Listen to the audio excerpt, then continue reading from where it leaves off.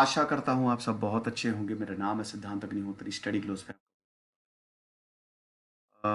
प्रधानमंत्री ने eastern dedicated freight corridor 351 kilometre का ये इनॉग्रेट किया है। ये दिसंबर के करंट अफेयर्स है दोस्तों, आप ज़रूर अवेल करें, मज़ा आएगी। क्योंकि अब तो वैसे भी 10 अक्टूबर को एग्ज़ाम आने वाला है, तो ये मैं बहुत जल्द कंप्लीट हो जाएंगे 28-29 तारीख तक।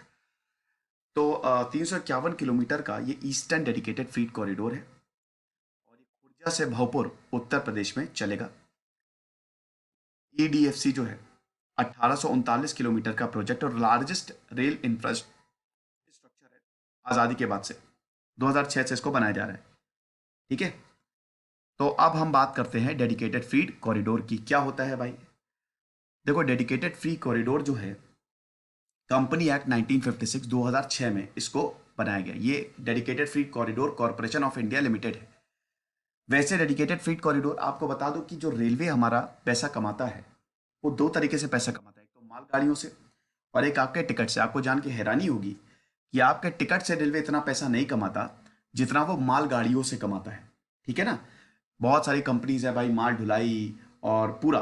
तो अब अक्सर होता क्या है कि जैसे अब मैं कंपनी हूँ, जैसे मैं कोल कंपनी हूँ, अब मुझे कोयला चाहिए, या स्टील कंपनी, मुझे स्टील चाहिए, तो मालगाड़ियों से आएगा। अब आपने अक्सर देखा होगा कि मालगाड़ियां खड़ी रहती हैं, बहुत प्रॉब्लम होती है, लेट हो जाएंगी, डिले हो जाएगा। तो डेडिकेटेड फ्रीट कॉरिडोर, फ्रीट मतलब वही मालगाड़ी, तो ये क्या, ये हाई स्पीड और हाई कैपेसिटी रेलवे कॉरिडोर होता है। आप समझ रहे हो? इट्स अ हाई स्पीड और हाई कैपेसिटी रेलवे कॉरिडोर। क्यों? माल के ट्रांसपोर्टेशन के लिए इनका अलग ही कॉरिडोर होता है। ये कभी भी पैसेंजर लाइंस में नहीं चलाई जाएंगी।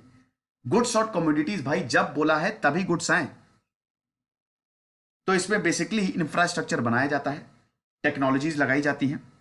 दो होती हैं इसमें, टू आर्म्स है, डीएफसी के दो आर्म्स है। एक है eastern dedicated freight corridor, EDFC, Ludhiana से शुरू हुआ ये, और वेस्ट बंगाल में ये खत्म होगा, दाकुनी, तो ईस्ट में जाएगा। ठीक है ना? और इसमें coal mines, thermal power plants, industrial cities सबको कवर करेगा ये। पंजाब, हरियाणा, उत्तर प्रदेश, बिहार, झारखंड, वेस्ट बंगाल।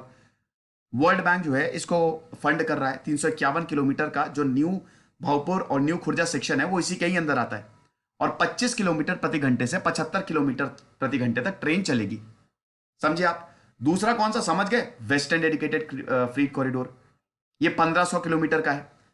ये दादरी उत्तर प्रदेश से शुरू होगा और मुंबई के जवाहरलाल नेहरू पोर्ट पे जाएगा ये। अब इसमें हरियाणा, राजस्थान, गुजरात, महाराष्ट्र, उत्तर प्रदेश ये कवर होंगे।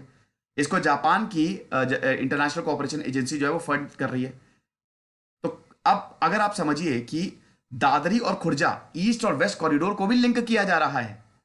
ऊपर से इंडस्ट्रियल कॉरिडोर दिल्ली, मुंबई और अमृतसर, कोलकाता का है, उसको भी डेवलप किया जा रहा है।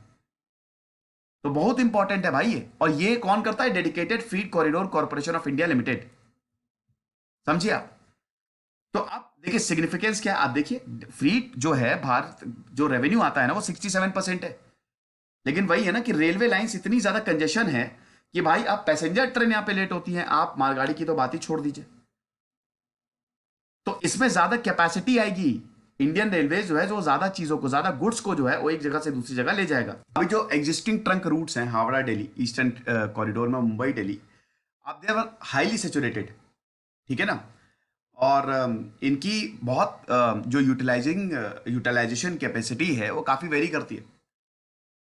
तो रेवेन्यू तो बहुत ज्यादा है, इमर्ज बहुत ज्यादा हो रहे हैं भाई, इंडियन इकोनॉमी की ग्रोथ हो रही है, इसीलिए हमको तगड़ा डिजाइन चाहिए।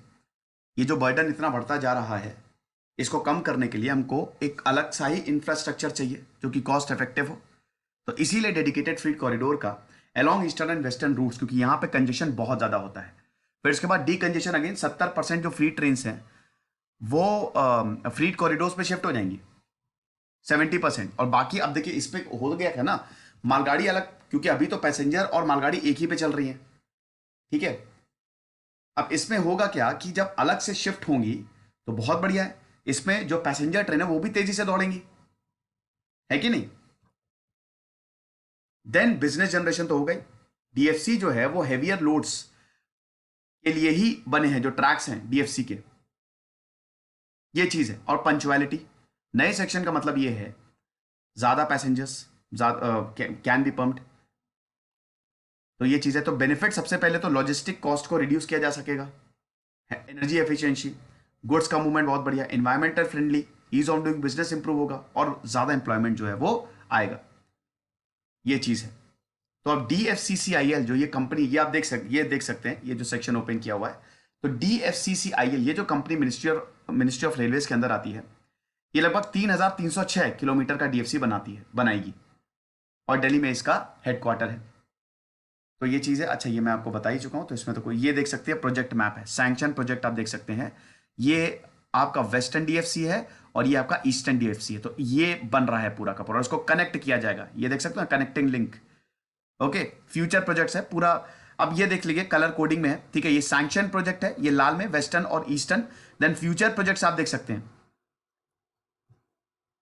तो वही चीज़ है, ये सब मैं आपको बता ही चुका हूँ, इसमें तो कोई प्रॉब्लम नहीं होगी। Western eastern dedicated freight corridor, ये फिर से आप देख लीजिए, और ये सारे इसके बेनिफिट्स हैं। सिग्निफिकेंस भी आपको बता ही चुका हूँ कि अभी 133 रेलवे स्टेशन है भाई 9 स्टेट्स में। जिन स्टेट से गुजरेंगी ये रेलवे स्टेशन से सामान लेके जाएंगी, अलग इनका पूरा हिसाब किताब होगा, नए ट्रैक्स मिलेंगे तो स्पीड ज़्यादा होगी, तो कंजेशन कम होगा, डिलेइंग कम होगी। ये सब इसी से ही रिलेटेड है, जो आप देखते हो ना बेनिफिट्स, ये सब इसी से रिलेटेड है। सीधा पोर्ट से कनेक्टेड है, गुजरात महाराष्ट्र के पोर्ट से कनेक्टेड है, तो और ज़्यादा अच्छा। लोकल इंडस्ट्रीज, मैन्युफैक्चरिंग यूनिट्स जो है, और मैन्युफैक्चरिंग यूनिट जो है वो डेवलप होंगे, एम्प्लॉयमेंट जनरेट होगा, ग्रोथ सेंटर्स डेवलप होंगे, logistic parks, free terminals, parcel hubs, ये सब बनाए जाएंगे। तो villages, farmers, poor, small business, सबको ये बेनिफिट करेगा। चैलेंजेस क्या है भाई? प्रोजेक्ट कंप्लीशन का डिले। भाई ये 2006 में लॉन्च किया था और अपनी डेडलाइन ये ऑलरेडी मिस कर चुका है। अभी 2020 तक बात करें तो खाली 56% वेस्टर्न डेडिकेटेड फ्रीट कॉरिडोर और 60% ईस्टर्न डेडिकेटेड फ्रीट कॉरिडोर जो है वो कंप्लीट हुआ है। तो वही है कि कॉन्ट्रैक्ट दे दिया, यही भारत में बहुत बड़ी प्रॉब्लम है। अब जैसे मैं अभी डिजिटल मार्केटिंग की सोच रहा हूँ, तो अब अभी मुझे बहुत, अरे सर हमसे करवा लीजिए, अभी जब देंगे काम तो होगा नहीं। ये बात सही, काम नहीं होता है ना, काम अगर टाइम पे तो क्या पता है, ये चीज़ है। फिर कोविड-19 पैंडेमिक की वजह से भी ट्रांसपोर्ट जो है वो रुक गया, वर्क जो है बहुत ज़्यादा स्लो हो गया। देन रिन्यूएबल रिसोर्सेज वर्सेस कोल। भाई देखो अब हम रिन्यूएबल रिसोर्सेज ज़्यादा यूज़ कर रहे हैं, ठीक है ना। तो अगेन यहाँ पे ईस्टर्न डेडिकेटेड फ्रीट कॉरिडोर की वायबिलिटी एक कंसर्न्स है, क्योंकि अब जो है वो कोल पावर प्लांट्स के लिए होगा, और बाकी जो रिन्यूएबल एनर्जी है उसको हम कोल से रिप्लेस करेंगे, मतलब कोल को रिन्यूएबल एनर्जी से रिप्लेस करेंगे। तो ये बहुत बड़ा कंसर्न है EDFC के लिए।